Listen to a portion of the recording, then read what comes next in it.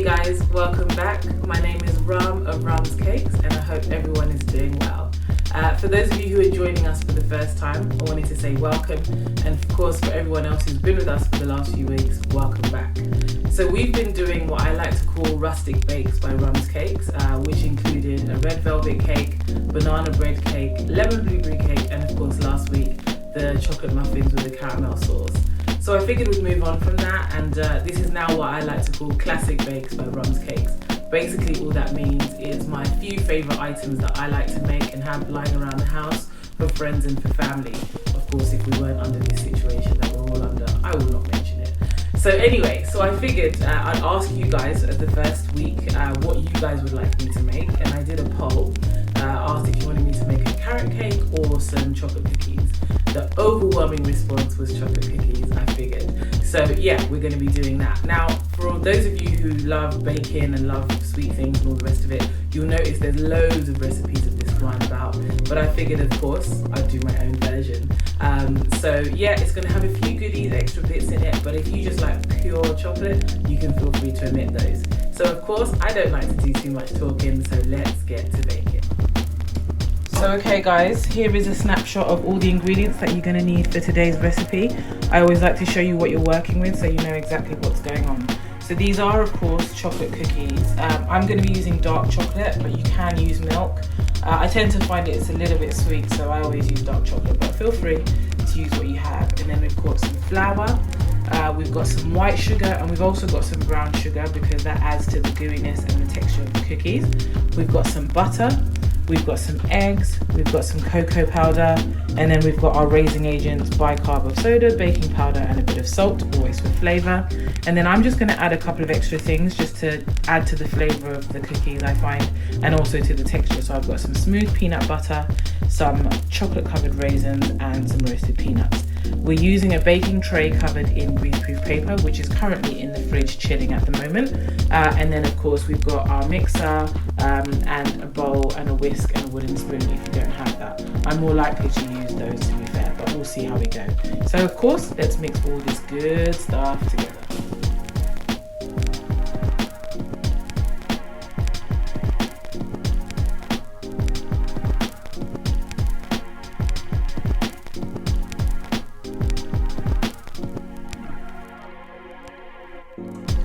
Okay, so the first step is to get your butter into the bowl. Now there are many versions and ways to do this. Some say use cold butter, some say use warm room temperature butter, but seeing as we're using a wooden spoon, I figured why not use room temperature butter. I always like to do things differently, you already know that guys. So we're going to cream together our butter, our white sugar and our brown sugar together, and we're literally just going to combine these until we get a smooth, well, not too smooth, but we just want to combine all these ingredients together basically. You'll see that the brown sugar has big lumps in it. Don't worry about those because they will melt in the heat of the oven. But basically you just want to be able to mix together all the ingredients together like so. Okay, so now we're going to whisk our eggs until they're well combined. We just make it easy when adding it to the mix of the cookies. At this point you could add some vanilla or some orange. Ooh, orange. No, let me not go too far. You could do that. I'm not going to do that this week. I tend to go overboard sometimes, but no, just if you were just doing pure chocolate, then you could add vanilla because that could really add to the balance and the sweetness of the mix. But because I've got peanuts and raisins and all sorts, I'm not going to add anything. So, but you could do that. So just know that's an option. Okay, next step. Okay guys, so now we go back to the cookie mix. We're now going to add our flour and cocoa raising agent mix. I'm sure you've guessed by now we tend to do alternates of things so that everything has an opportunity opportunity to mix together well. And again, we're not going to over mix this, we're literally just doing it to combine everything together. And I'm going to show you the whole process of this so that you get the gist, because otherwise if it doesn't come out right you'll blame me. Okay, so combine and then add more.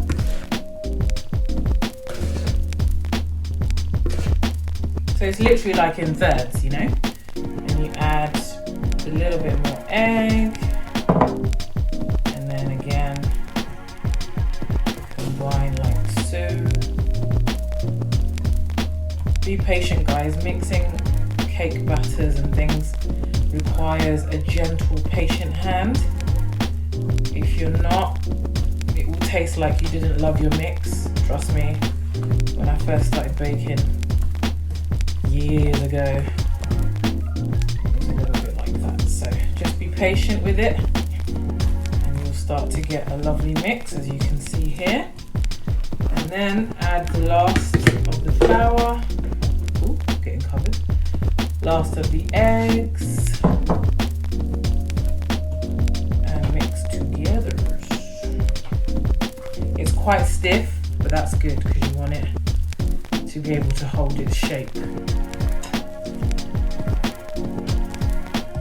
You could use a hand mixer, but I find that the hand mixer tends to overdo it and you just want just combined. So hopefully the sun's not causing too much of trouble for you to be able to see.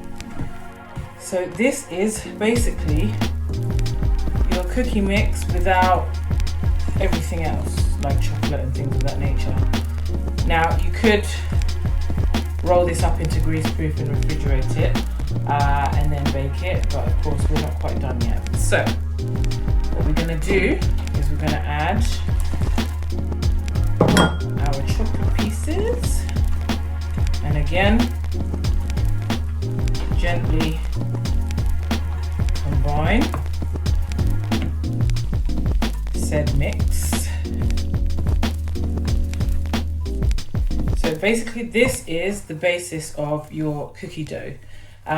It's really wet at the moment, so what you would then do is put it in the fridge for anything from a minimum of half an hour to an hour to set up nicely before you start rolling it into bowls, into balls. You get the gist. So, but now I'm gonna add my little bits to it. So I'm gonna add my chocolate raisins, ooh yummy, and roast peanuts. And then I'm gonna put it in the fridge.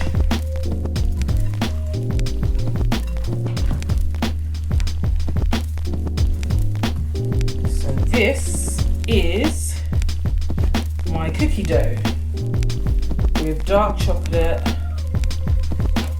milk chocolate covered raisins, and some roasted peanuts. I will show you what I will do with the peanut butter shortly. So this is going to go in the fridge for a good half an hour to an hour.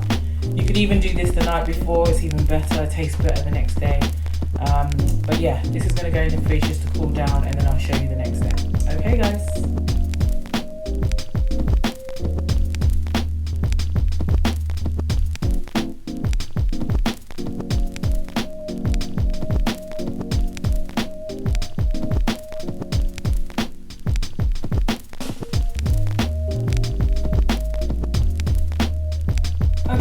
So our cookies have been in the fridge for a good half hour, 45 minutes. I'm losing daylight, so I wanted to get this done. That's better. So we're going to put some peanut butter on top. Now, again, you can omit this part. It's completely your choice.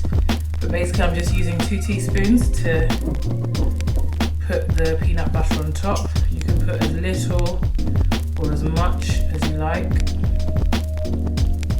Maybe put too much on that one.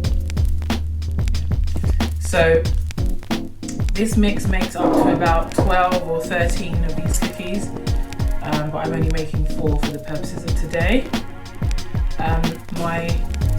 I've got another tray prepared in the same way with cling film with greaseproof paper on a tray, and it's in the oven. Now the reason for that, as I mentioned earlier, is basically what's going to happen is you want the bottom of the cookie to get nice and crispy. So I've put the tray in the oven so that it can get nice and crispy, and then I'm going to transfer these cookies onto that tray. You could use the same tray and just put them in the oven, but you won't get the same result. So I've got an even bigger tray, so that will give them even more space to spread and bake as they need to. Now we're going to bake on our usual temperature of 160, 320 Fahrenheit or gas mark 3. These take approximately 18 minutes. They don't take very long at all. So yeah, and then when they come out of the oven, do not be tempted to take them off the tray because they will break up in your hands. I'll show you when they come out of the oven what they look like, but we're going to leave them on the tray to cool down in the tray before we put them on the cooling rack. So let's get to the next step. Okay, so when you have leftover cookie dough, the best thing to do is to freeze it. So I tend to put it on a sheet of greaseproof paper like so. This is really difficult to explain unless you can see it, so I figured I'd show you the process.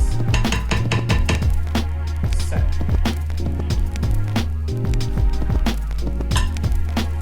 what you're going to do is you're going to get your greaseproof paper on top, and you're literally going to roll it into a cylinder. Hopefully you can see this.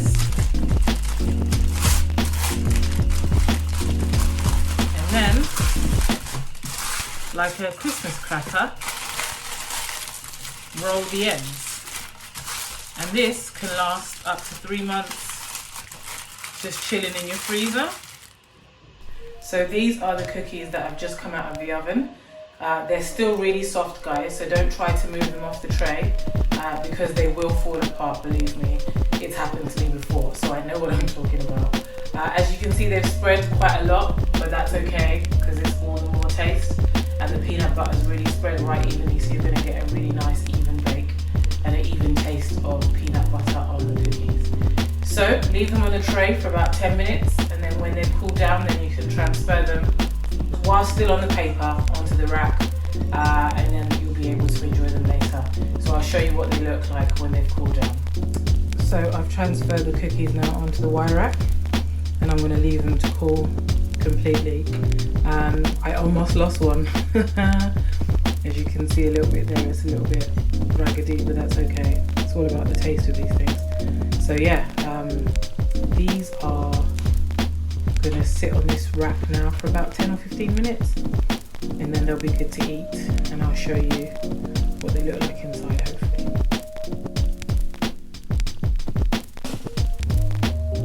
Okay, so here are the cookies. As you can see, finished, completed, looking ever so yummy. They took in the end about 20 minutes to bake, and then I left them on the tray for about 15 minutes, and then I transfer them to the wire rack to get nice and cool. They're still a little bit warm, so they're quite nice to eat now. You could have them with some vanilla ice cream on top, or you can make an ice cream cookie sandwich. So basically take 2 cookies and put some vanilla ice cream or peanut butter or chocolate ice cream in between.